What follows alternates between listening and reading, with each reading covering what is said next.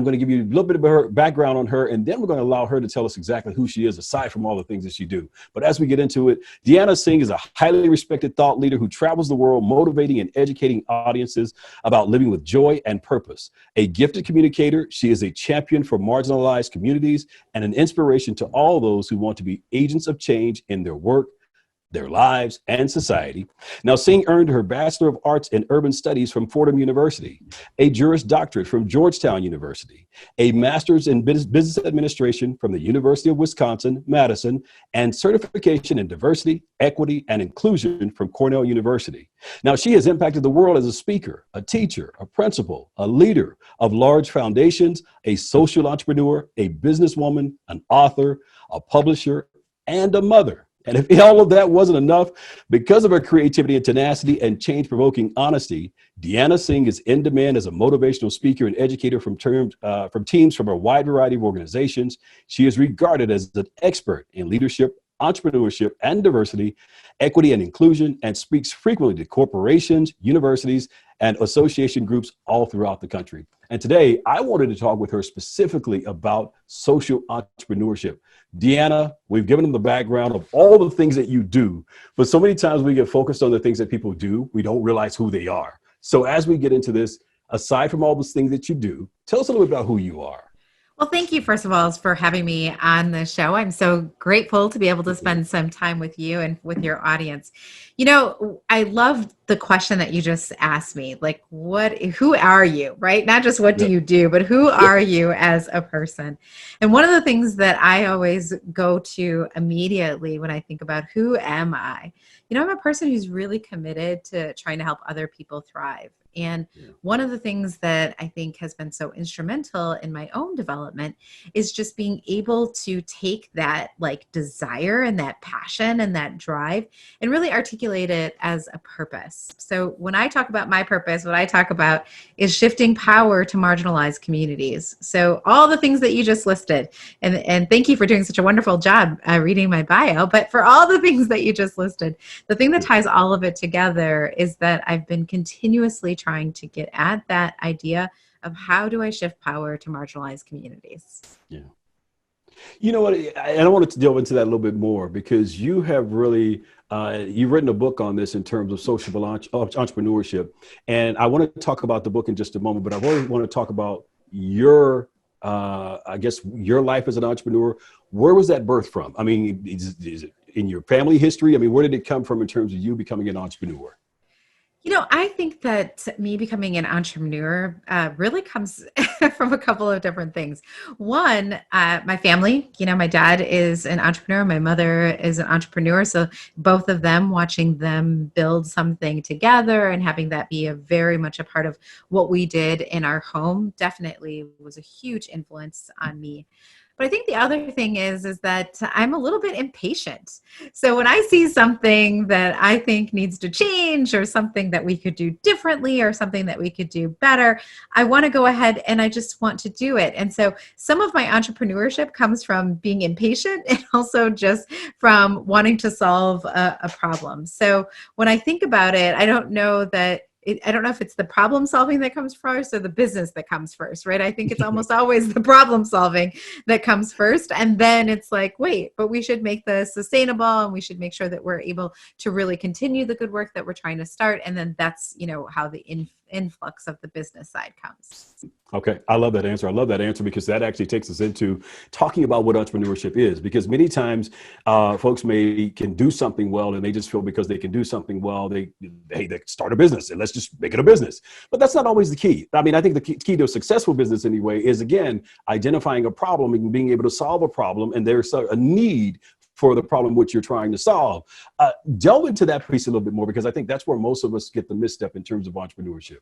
Absolutely. So, one of the things that you think about when you think about business in general, you think about supply and you think about demand.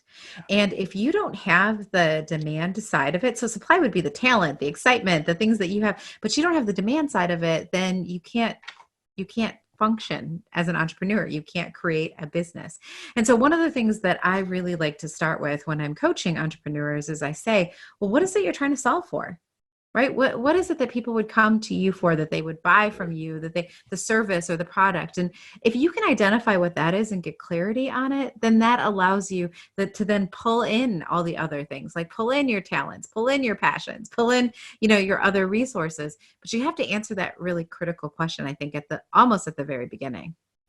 Yeah, yeah. Again, what is that problem you're trying to solve? One of the things with you and researching you, there's this recurring theme throughout your work, and it's always about giving back and making our world a better place for others. I guess we've asked you about the entrepreneurship, but I guess in terms of this giving back to others and making the world a better place, where does that deep desire stem from? So I think that when I talk about entrepreneurship, I want to make a distinction here, because my Mhm. entrepreneurship has almost all been social entrepreneurship, which is what you just described, right? It's this Yes. idea of being able to do business and also being able to do well.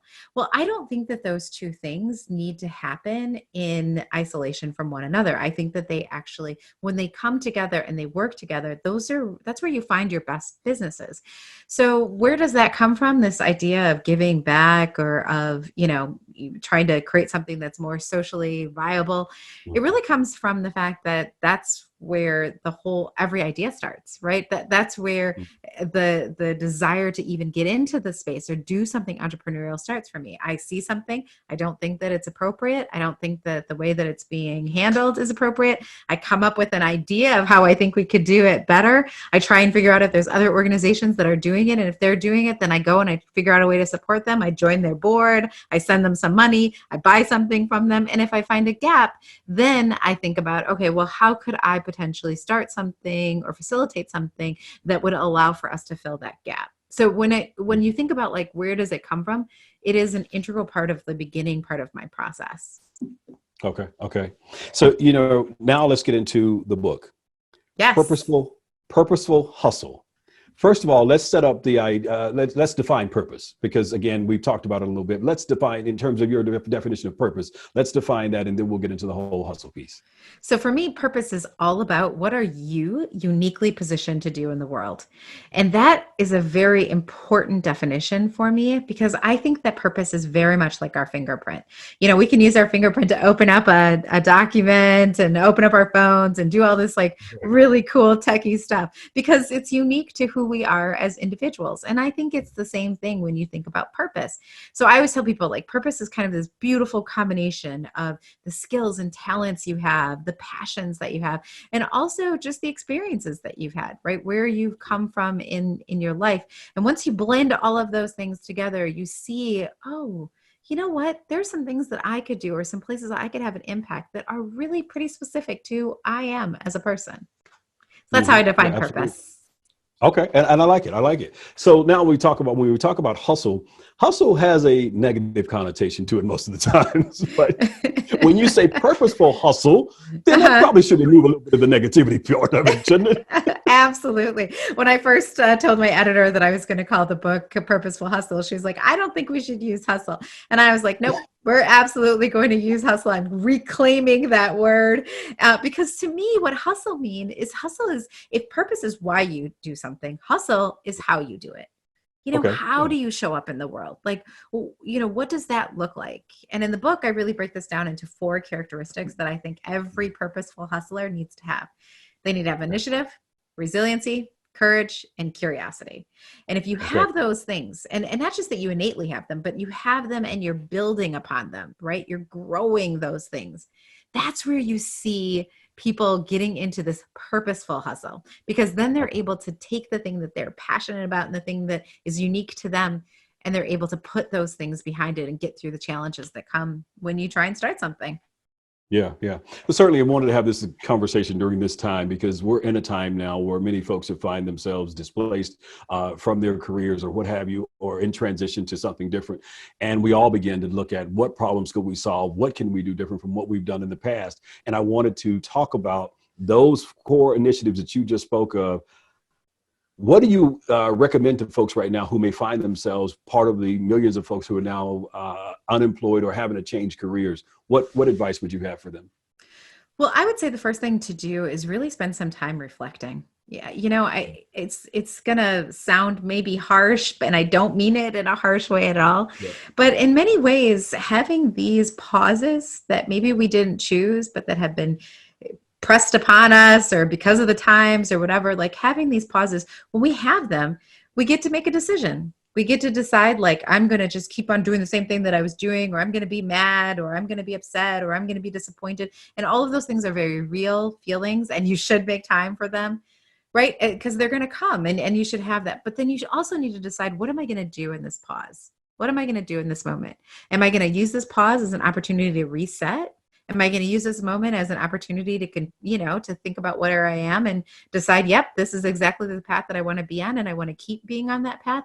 So one of the most important things that I think you can do is spend the time to reflect and make an actual decision, as opposed to just Yeah. getting swept into whatever the next thing is. And I think, there's like fear here, there's panic here. And so the like being swept into something else is something that can happen. But if you do that, then you might find yourself in 4 or 5 years, right? Like, wow, I really wish I hadn't stayed on this path, or I wish I would have charted something different, right? You don't want to have that regret 4 or 5 years down the road. You want to be able to say, no, in this moment, I made an affirmative decision about where I wanted to go and what I thought my destiny could look like and where I could have the most impact. I think that's the question. Where can I have the most impact and find the most joy? Wow. And you may have really just answered my next question, because it was going to be, in all of the coaching and teaching and all the things that you do that we described in your bio, one of the things you do is you help individuals to discover their purpose. If you have anything addition to add to that, or maybe you've just given us that in what you've just talked about there, I don't know. Is there So anything addition you'd like to add? absolutely. So, in addition to just doing some reflection, another thing that you can do is talk to people who are around you, right? Talk to the people you love and the people who love you. Talk to other people who are in the area where you do think your purpose is, like if you got a sense of where my purpose is, talk to some people there and listen to them about where they see opportunities and where they see gaps. Because this is, again, it's a time for exploration internally, but it's also a time for exploration externally. What are some things that you could read? What are some books that you can pick up?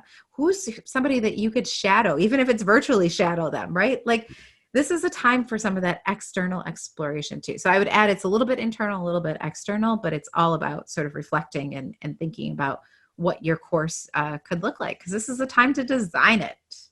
Yeah, absolutely. And I love that piece, design it. Again, don't allow it to be designed for you, but you actually design it for yourself and to set up yourself for the next 10, 15 years. So I certainly like that. So And you let's can talk also about the book. call me, because if you need some Call help, I'm you as happy to well. help you too. See, this is problem solving. I love it. Absolutely. So let's talk about the book. In the few minutes we have left, let's talk about the Sure. book. How did the book even come to be? I had about 2 decades worth of people who were reaching out to me and calling me and asking me, like, hey, Deanne, I see you do this over and over and over again, where you continue to stay in your purpose space and you're growing in that. Like, I want to do the same thing. And so I was having all these, different meetings all over the place. And I realized I didn't have the time. I never wanted to say no. Right? If somebody comes to you and says, I feel stuck and I really want to grow and I really want to have an impact in the world, like, absolutely, I want to have that conversation with you. If I can even be like this much help, I'm a little bit of help, right? I want Right. to be able to do that. And so I was having a hard time though, because I just didn't have the time. I'm running 3 companies. I have 2 young children. I'm on all these national boards. And so it was just kind of getting harder and harder for me to say yes to people who are making those requests. And then I realized a much more efficient way for me to do it, at least to start the conversation, was to write the book so that I could give people, like, honestly, like, here's all the mistakes I made. Don't make these. Go Yeah. make some new ones. Don't make these mistakes, right? And here are some of the the tricks and tools I've picked up over the last 20 years that I know I've helped other people use, and I know that they're effective. Absolutely. Well, good stuff. Good stuff. In the midst of all that you do and helping people to birth their dreams and passions and ideas, in that sense, you also have the time to also have a doula service. Talk a little Yes. bit about that. Oh, Of we're course, talking of about course. giving birth. Literally giving birth, right? Yeah. So I run three companies. One company, I do coaching and consulting. I do a lot of keynote speaking, training, really for corporations and individuals who want to do something in diversity, equity, inclusion, leadership, or social enterprise. The second company Mhm. is a company called Story to Tell Books. And there we put out books that feature positive images of children of color. So it's all children's literature, really awesome. Get to hang out with all these amazing young people and educators in that work. And the third company, like you said, is the doula service. So we run a company called Birth Coach Milwaukee. Milwaukee is where I am from. We unfortunately have some very high disparities when it comes to birth outcomes, but the research shows that if you introduce a doula or a midwife, you can eliminate those disparities almost completely. And so when we learned that, and I'd already been doing like a lot of birth coaching for over a decade, actually, I'd been just kind of informally doing it because I did it one time for somebody and then they told somebody and then they told somebody. And then pretty soon I was just like doing it right organically. And I loved it, but Always that made solving me, problems. yeah, that's right. But that really got me into learning more about what was happening. And that started to learn these statistics and how doulas could really, impact the birth disparities.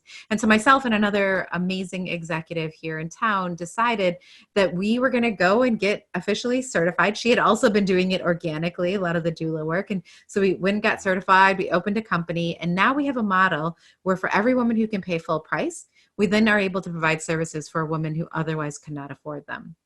And And we give us, also go ahead. I'm sorry, tell us a little bit as you continue to explain it, tell us a little bit of what that looks like. Absolutely. So what we will have is as a doula service, we provide services before a baby is born, during labor, and after labor. And so there's a number of different, packages that people can purchase. And what we really are trying to focus on is how do we create the best situation? So and we don't define best, we let our clients define best. So what is it that would be the ideal situation for you in your delivery of your baby? Now, if anybody's been in a delivery, you know that you don't get to decide all those things, right? There's a lot of things that happen in that moment, but being able to help coach people through it, be there with them, help them manage their pain, make sure that we create really great relationships with all of the caretakers in the room, kind of create that bubble, create that environment. That's what our main goal is. And so what will happen is people will, get our services and decide which ones they want to do. And then what we do is we make sure that women who don't have access to those kinds of resources are still able to get the services. So, one of the examples that I give often is in a 36-hour period, I had a celebrity client and I had a woman who was homeless. Now, both of them got excellent service. They got the very best from us. They delivered healthy, beautiful, amazing children into this world. But, our client who's homeless would not have been able to pay for our services and have our services if it wasn't for the client who was willing to pay full price. Right. Wow. And so it's nice because, these families are able to bring in their own birth story, but they're also able to help create and curate a birth story for somebody else who wouldn't, who otherwise wouldn't have gotten the services. Yeah. So it's quite beautiful. You end up seeing all of these connections that Yeah. go well beyond you or beyond us in the company. Yeah. Well, I wanted to mention that because, again, I just thought that was an excellent way when we talk about social entrepreneurship and, again, not just being in business for ourselves and to build our legacy for our families, but it's also being of service to others. And I think that's an excellent way to be of service to others. So certainly wanted to mention that. As we One go thing back I to, would just go note ahead. on this though too, because I know that you're talking about entrepreneurship. So that's how the model started, was the one-to-one, and where we are trying to evolve to is actually a much better ratio, right? To the place where, our big dream is that at one point we'll be able to. We love serving all of our birthing, people. We love serving all of them. But at some point, we actually hope to be able to serve more people who couldn't afford it, right? And so we were Yeah. thinking, how do we even break our own model, right? How do we make it even more efficient? And so last year, we decided that we would come out with a product. So we have a product called the Baby Wrap. So if you go to thebabywrap.com, you can buy this product. And what we do is we take 100% of the proceeds from there and actually reinvest them into the company. So our goal is to be able to continue that ratio, right? So now we could serve two women for every person who pays full price, or for however many, baby wraps that we sell, we're able to serve another mom. So it's this really cool, morphing that we're going through right now as we're changing our Yeah. own model. No, but it's a good way. You've got to be able to expand because, again, there is the need to, of course, like you talked about, to be able to decrease the disparities and things that are going on. So the more people you have involved with it, the more you can do that. So Absolutely. I love it. I love it. As we get ready to close that out, we talked about purposeful hustle. Have we given them your website? I don't believe that we've given them your website in terms of how they can get that. Yeah, so the website is just my name. It's Deanna, Deanna, sing, like you sing a song, SINGH.com. All right. And you talked about 4 characteristics that you actually unpack even more in the book. Give us those characteristics one more time before we close out. Sure, they are courage, curiosity, initiative, and resiliency.